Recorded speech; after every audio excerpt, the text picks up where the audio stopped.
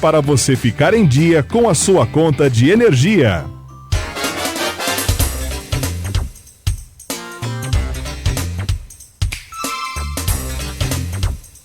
Muito bem, agora são 7h40 em Campos, de volta com Folha no Ar, primeira edição.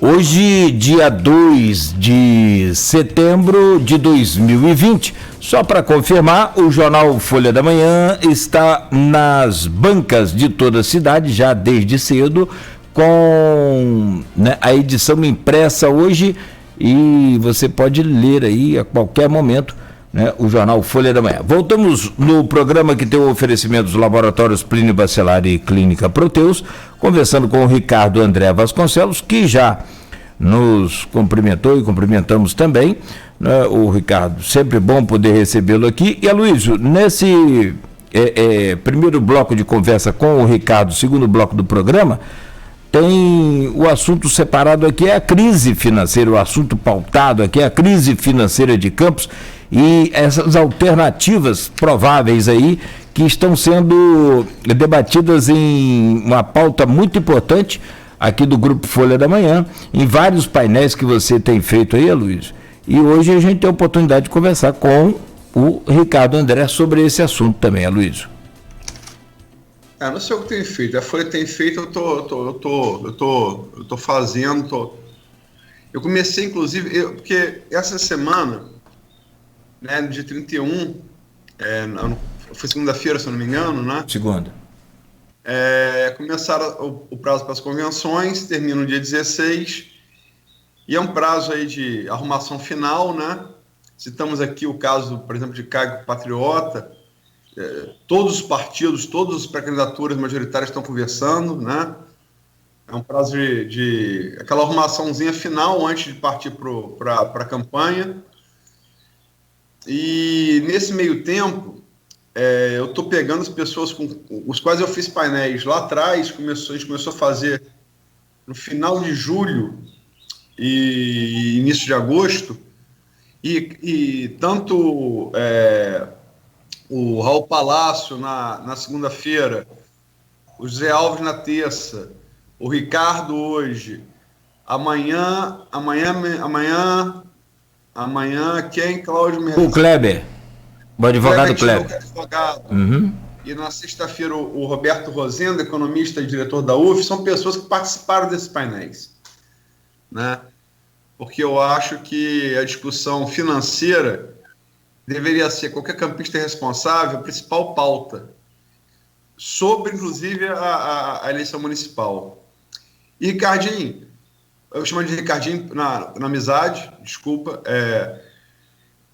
Ricardo foi editor de Política e Economia da Folha. Então se divide, chama de Poleco, né, que é Política e Economia. E vou te aproveitar mais aqui hoje, Ricardo, para a economia do que para a política, embora o último bloco seja política. Crise financeira de Campos você conhece tão bem quanto eu, se não melhor, né? Eu resumi ela na seguinte pergunta. Você tem aí um orçamento estimado que foi projetado pelo governo em abril em 1,7 bilhão para 2021, o governo Rafael enviado uma previsão para a Câmara Municipal, e num desses painéis publicados no 1º de agosto, o economista Alcimar Chagas, professor da UENF, também entrevistado aqui para falar sobre esse assunto, ele colocou em 1,57 bilhão. Previsão que no último painel publicado no último sábado, o Roberto Rosendo, que vai vir aqui na sexta, também economista, falou que seria uma previsão otimista, porque contava com a queda do PIB o PIB brasileiro afetando Campos. E a projeção do Rosendo se confirmou ontem com a queda de quase 10 pontos percentuais do PIB brasileiro no segundo semestre, fruto da pandemia da Covid, né? Qualquer que seja o valor, de 1,7, 1,57 ou menos, você tem 1,1 já comprometido com folha de servidor. Pergunta é simples. Tem solução aritmética? Qual? Olha, primeiramente queria parabenizar vocês, da Folha e da Rádio Folha, por dar essa oportunidade ao ouvinte, ao eleitor, principalmente, né? E está tendo esse painel com essa profundidade de informações, vai dar mais garantia na hora de você fazer uma escolha, vai dar mais informações de qualidade. Muita coisa que eu realmente não sabia, estou sabendo através desses painéis, pessoas da maior qualidade que estão se aprofundando nesses assuntos. O resumo da história é justamente esse. A arrecadação é 1,7, 1,6 ou 1,5 e 1,1 para pagar a folha de pagamento, 1,1 bilhão para pagar a folha de pagamento. O que fazer? O que fazer com uma cidade que tem 510, 520 mil habitantes, com um número enorme de equipamentos, escolas, esporte, saúde, vilas olímpicas? Como você vai manter tudo isso dentro desse contexto? Acho que pela primeira vez nós vamos para uma eleição com mais informações sobre as dificuldades do que as promessas. Então, os candidatos vão ter muita dificuldade de fazer promessa, porque o eleitor está sabendo dessas dificuldades todas.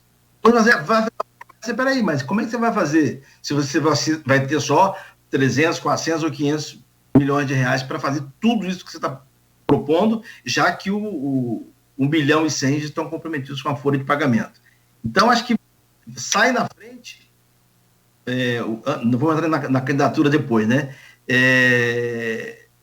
Mas sai na frente o candidato que tiver criatividade para o que fazer.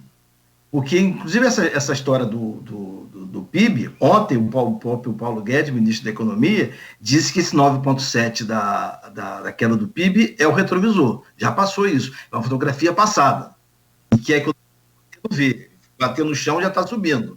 No próximo trimestre já vai dar 3,2 positivo. Quer dizer, tomara que esteja certo, porque com essa pandemia e aprofundou a crise, e nós chegamos já a 13,3% da população econômica ativa desempregada. Repercussão no país todo. Então, aqui em Campos tem uma crise particular, que a gente chama de tempestade perfeita, que além de você ter a crise nacional, pandemia, a economia andando para baixo, inflação baixa com deflação. Com deflação, você tem estagnação. E você tem ainda o estado do Rio, o mesmo da economia, função do petróleo, como tem aqui em Campos. Então, você não tem a quem recorrer. Se você não encontrar saídas internas, saídas locais, você não tem como minimizar. Acho que ninguém vai ter condições, competência, a não ser um milagre, para levar Campo de volta ao patamar de 2008, 2009, 2010, que quando tinha muito dinheiro. Ontem, por exemplo, eu pude ouvir parte da entrevista do Zé Alves de Azevedo, que foi uma aula fantástica, né? E principalmente quando ele disse que Campo precisa de 1 bilhão por ano a mais para resolver essa questão. Não há jeito de conseguir esse 1 bilhão a mais. Acho que esse é o grande desafio. Quando é que o novo governo pode conseguir ou arrecadando mais, sem aumentar imposto, para diminuir essa distância entre 1,7 e 1,1 que vai ter que pagar de folha de pagamento. O grande desafio é esse. Eu acredito muito que você tem como economizar dentro da própria máquina, com gestão. Principalmente, é uma coisa que a gente sempre falou, é a questão do pregão eletrônico, que diminui. Você pega exemplo de outra cidade, que você vendeu para uma cidade, uma seringa por 1,20, R$1,20, e aqui você fez, outra cidade por 4, por 5. Então, o pregão eletrônico, ele consegue unificar os preços e evitar que uma ou outra empresa explore um município ou outro que esteja incauto, que esteja sem ação. Algumas cidades que, no tempo que eu estava mais ativo no blog, fiquei até mais ou menos 2015, 2016, eu pesquisei algumas cidades do interior de São Paulo que fazia o pregão, inclusive com câmera, com o mundo inteiro.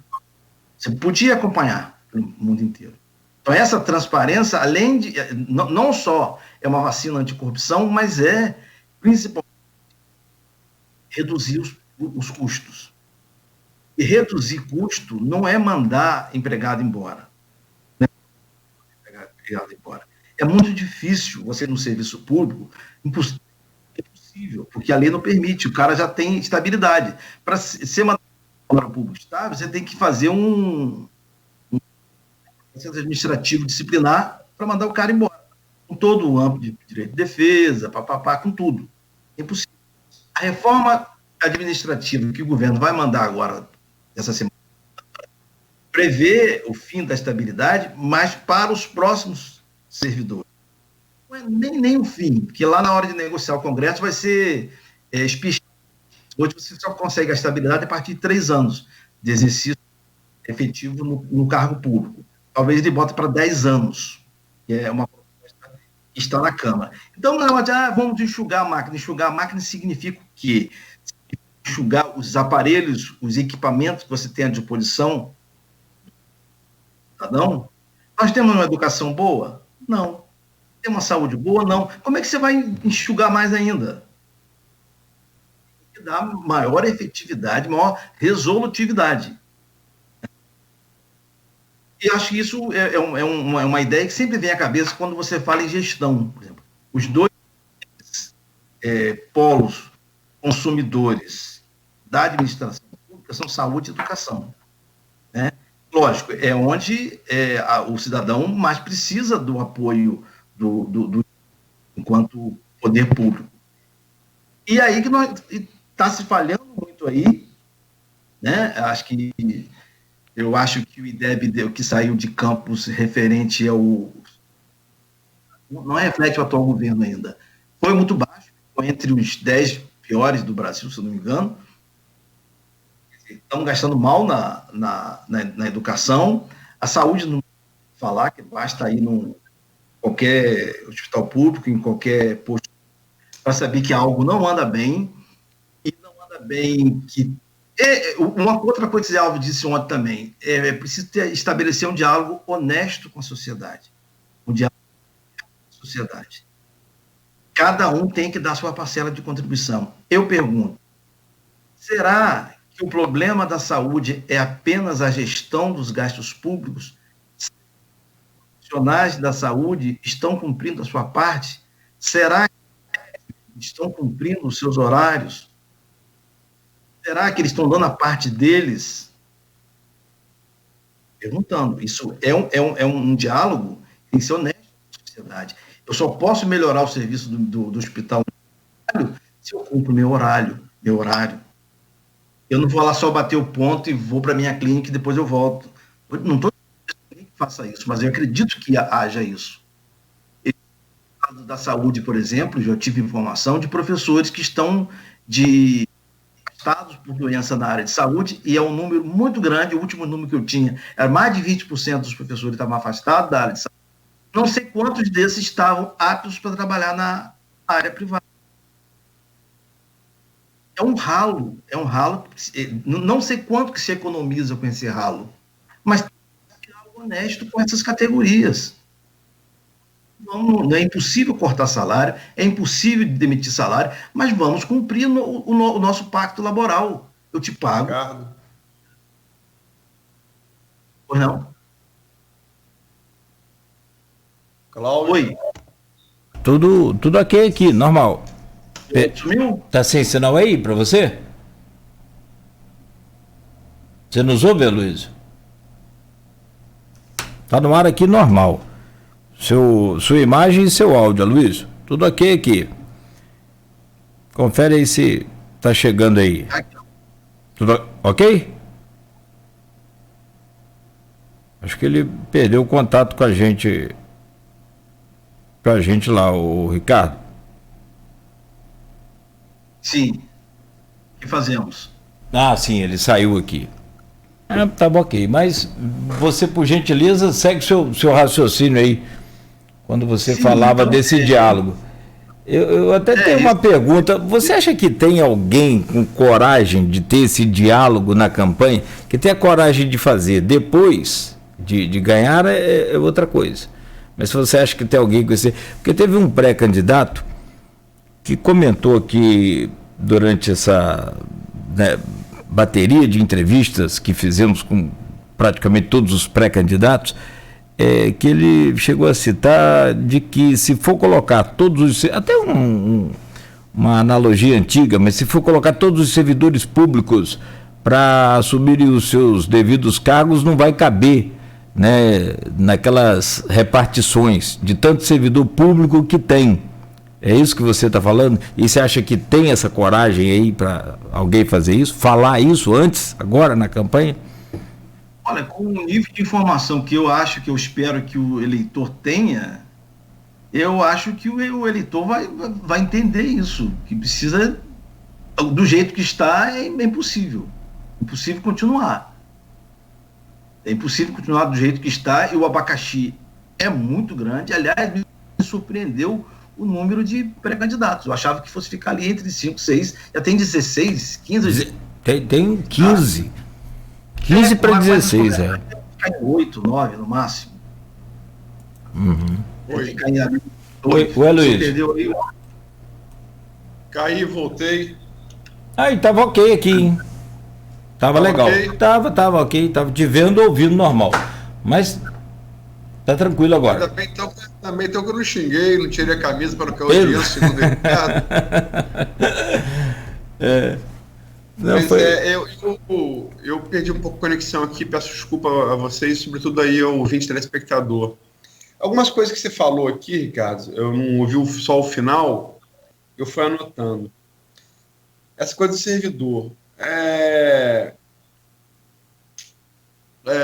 Outra coisa que a gente não falou aqui do Nacional, que tem reflexo aqui, que Bolsonaro, pressionado aí por Paulo Guedes e por Rodrigo Maia, também ontem, finalmente, falou, não deu detalhes, mas falou que até quinta-feira, amanhã, envia ao Congresso a proposta de reforma administrativa, que desde que começaram os protestos no Chile em 2019, ele tem medo de mandar para enfrentar a resistência corporativa.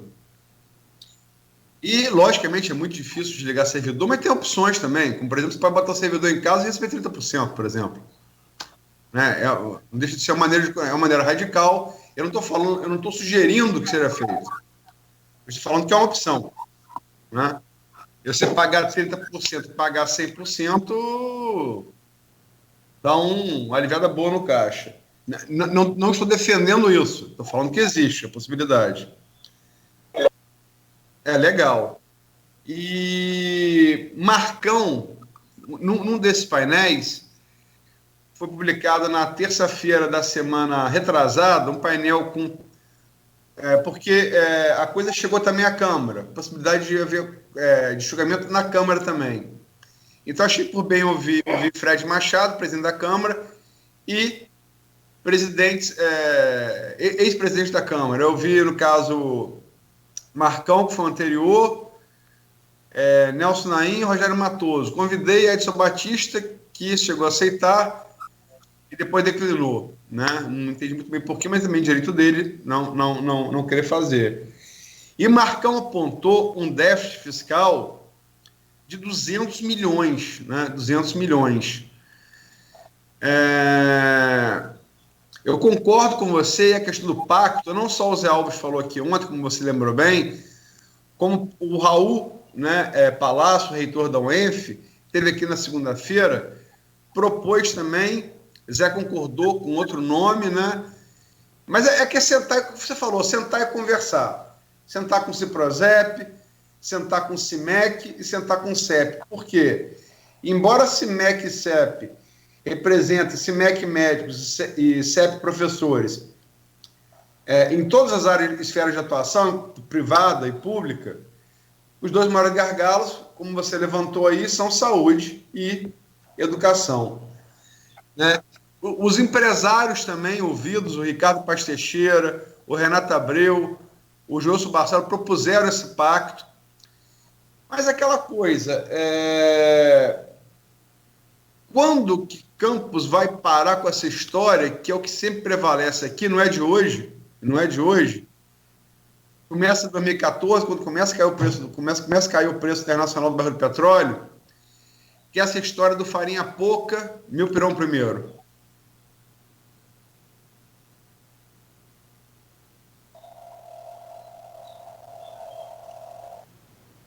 Não, mas isso eu acho que com o nível de informação que o eleitor está tendo agora,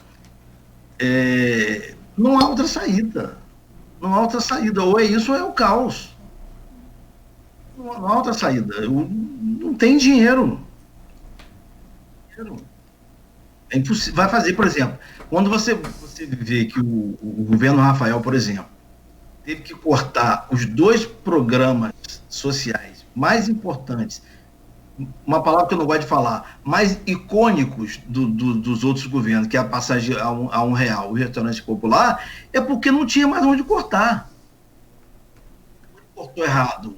A impressão que eu tive, se ele cortou desses pontos que dá mais desgaste político, ele teve muita coragem de fazer isso. Eu já disse mais de uma vez isso. Ele teve muita coragem. Agora, eu não aconselharia, se pudesse dar conselho a alguém, de maneira unilateral dessa maneira. Porque, se bem que o programa da passagem real é um caso à parte, que era uma bagunça. Não tinha bilhetagem eletrônica, o empresário cobrava quanto queria e a prefeitura pagava quando queria e sabe lá Deus em troca de quê. Era uma bagunça. Não tinha controle. E conseguiu-se, pelo menos, acho que o serviço de transporte em Campos ainda é muito ruim, mas pelo menos conseguiu se organizar de tal maneira que dentro da cidade. Que não só infernizava a vida dos motoristas, atendia mal, mas não resolveu ainda aquela integração entre os ônibus e as vans. Só saindo um pouco dessa história, porque eu me lembrei da passagem real, realmente tinha que acabar fazer tudo de novo. Você falou da reforma da... Falei quando você estava meio fora do ar, que o projeto vai para a Câmara essa semana ainda, segundo o presidente disse ontem, o Paulo Guedes disse ontem, há alguma movimentação em torno de dar uma amenizada. Não estabilidade para todo mundo. Aumentar o número de carreiras de Estado, que hoje são poucas, como a CIA, Polícia Federal, tem algumas carreiras de Estado, aumentar um pouco o número da carreira de Estado e aumentar o número de anos mínimo de estabilidade, que é 3 anos hoje, passar para 10, que já seria uma coisa. Outra coisa, eu vi uma estatística essa semana, eu não me lembro o número correto, mas com a pandemia, e muita gente fazendo trabalho em home office, o governo economizou muito em vale transporte e em auxílio alimentação. Só nisso já economizou bastante com a pessoa trabalhando em casa. Quer dizer, mesmo quando acabar a pandemia, o home office vai acabar. Saiu um decreto essa semana estabelecendo as normas que permitem o home office e estimulando o home office. Eu, no meu trabalho, fiquei 1 mês em home office, não me adaptei, eu prefiro trabalhar fisicamente, né? Eu prefiro, particularmente preciso, não tenho a disciplina de trabalhar em casa, vários dos meus colegas têm, né? Mas, então, voltando ao assunto da prefeitura, não sei que você queira pergunta, esse pacto que tem que ser feito, essa conversa franca, ampla, todo o setor da sociedade, porque todo mundo, todas as entidades, praticamente todas, se beneficiaram do tempo das vacas gordas. Eu me lembro muitas vezes no blog, quando eu tinha blog, quando eu mantinha, estava meio afastado, que a tal da feira de preços, feira especial de preços, a FEP, toda vez que fazia a FEP, a prefeitura pagava como co-patrocinadora. Se os comerciantes fazem uma feira vender a ponta de estoque, vender preços especiais, e a prefeitura tem que dar dinheiro. Eu acho que é um dinheiro desnecessário. Então, todo mundo queria mamar naquelas tetas ali, que eram muito gordas. Vocês mostraram ontem uma matéria da Joseli Matias, que eu também eu acompanho royalties muito tempo. Mas essa história nos 2000 para cá, que começou a pagar participação especial, Campos recebeu 25 bilhões de reais. É muito dinheiro. Foi corrigido, né? E individualmente o prefeito que mais teve dinheiro foi o Mocaibe, porque ele ficou 3 anos e 7 meses. 3 anos e 7 meses ele teve, eu até anotei aqui, em 7 meses ele teve 6,7 bilhões. 7 bilhões. A Arnaldo ficou Rosinha ficou 8. Mas Mocaibe ficou 3 anos e 7 meses. Ele assumiu dia 14 de maio, né, de 2005, com afastamento de Carlos Alberto Campista. Foi o que teve mais dinheiro. Aí, por exemplo, me lembrei, eu acompanho royalties, geralmente, eu estava na Praça do Salvador no dia que o presidente José Sarney assinou a lei dos royalties. Estava cobrindo a notícia, isso em 1987, 6 ou 87, por aí. Eu era repórter iniciando e acompanhei ali. Dali eu acompanhei todo mês, eu comecei a acompanhar quanto que entrava. E ela a partir de 2000 é que cresceu, e a participação especial é aquele pagamento dos postos mais profundos, mais rentáveis, e que são pagos trimestralmente, né? Fevereiro, maio, agosto e novembro. Teve um mês do governo Rosinha, se não me engano, em fevereiro de 2010 ou 2011, que só naquele trimestre, naquele dia 10 de fevereiro, ela recebeu 230 milhões de reais. Agora, no último trimestre, foi 0. Esse impacto é uma coisa inimaginável naquela época. Ela não é inimaginável, pode ser para alguns de nós, mas eu me lembro de artigos que ele escrevia chamando de Serra Pelada. E Campos seria uma serra pelada. E teve aquele ciclo do ouro, como teve o ciclo do petróleo, depois seria uma pobreza. Se você lembra dessa expressão que foi muito usada na época e até hoje é usada. Chegou essa época, né? Se alguém ainda há esperança dos postos maduros, pode produzir e pré-sal, tudo bem, pode ser, mas se fizer, nós vamos ter a chance de refazer errado nesses últimos anos, de gastar como não tivesse amanhã, coisa absolutamente necessária, e sem plantar para o futuro, quer dizer, talvez com certeza, investir na pequena agricultura. Nós consumimos aqui 90% das olerícolas que talvez da região serrana, e os legumes vêm do Espírito Santo. Aqui nos produz praticamente. Será que a nossa terra é tão ruim assim? E nós já tivemos, como a gente aprendeu, né, do pai, que Campos houve uma reforma agrária natural, que foi. Ele tinha 5 filhos, o pai morria, dividia a terra para os 5 filhos. Aí os 5 filhos morriam e dividiam para os outros. Houve uma reforma agrária natural. Nós temos muitas pequenas propriedades. Em pequenas propriedades, você vai ter que ter produção não em larga escala, em pequena escala. Ou seja, verduras e essas coisas que você pode produzir para consumo interno e para consumo externo. O Luiz falava em reforma agrária por herança, né? Que Campos aconteceu. Isso, eu aprendi com ele isso, como muitas outras coisas. Como também o primeiro carregamento comercial de petróleo de Campos foi em 1977. Foi um furo internacional, uma história que eu já contei aqui. Já fiz um programa para contar aqui, de Aloysio e Egas, com um avião emprestado por Geraldo Coutinho, um piloto que era, por sorte, veterano em guerra de Angola, português, não teve medo das ameaças do governo militar. A ameaça até bateu o avião e depois foram presos na descida do aeroporto. E, enfim, essa história depois eu conto, mas enfim, 177 para 2020 dão 43 anos, né? E uma coisa que o Luiz Barbosa também sempre batia no ponto final ali, recurso é finito, recurso é finito, recurso é finito. Correto.